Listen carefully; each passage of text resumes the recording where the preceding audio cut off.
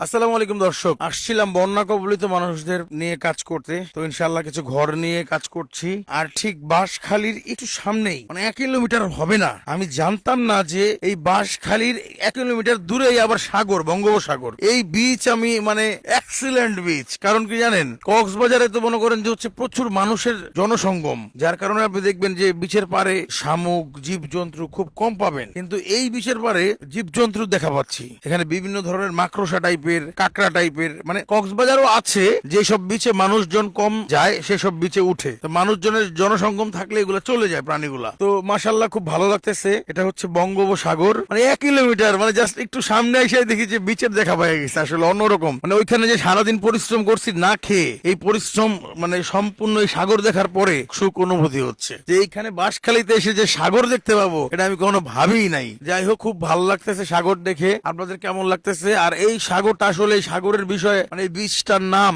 একটু স্থানীয় লোক যদি পাই তাহলে জিজ্ঞাসা করবো আসলে বিস্তারিত। ভাই একটু কথা বলা যাবে? এই বিচের নাম কি ভাইয়া? আপনারা স্থানীয় না, আপনারা টুরিস্ট, কর্মজীবী, মানে এখানে চাকরি করেন? আচ্ছা আচ্ছা, ঠিক আছে দর্শক, এই বীজটার নাম জানলে ভালো হয়তো, সমস্যা নাই, আপনাদের কমেন্টে জানাই দিব না। আচ্ছা যাই হোক দর্শক, খুব ভালো লাগতেছে বাঁশখালী বিচে এসে। বাঁশখালী এখানে যে বন্যা কবলিত মানুষের ঘর ভাঙা অবস্থা খুব খারাপ, কিন্তু এইখানে আসলে খুব টুরিস্ট একটা আসে না, কারণ এই বাঁশখালী এলাকায় তো আবাসিক হোটেল নাই, টুরিস্ট থাকার মতো অবস্থা নাই।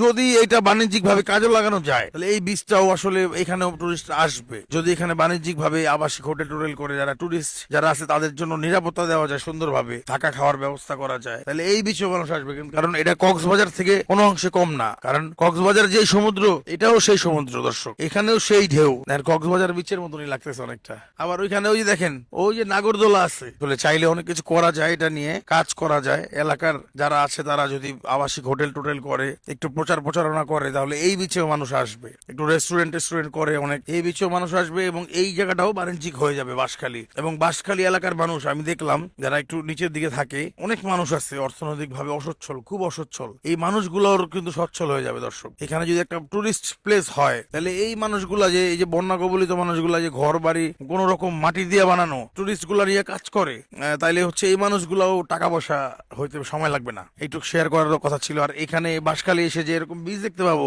আমি আসলে স্বপ্নেও ভাবি নাই। এটা আমার জন্য একটা সারপ্রাইজ। যাই হোক, ভালো থাকেন, ভিডিওটা শেয়ার করে দিন। হ্যাঁ, আসসালামু আলাইকুম।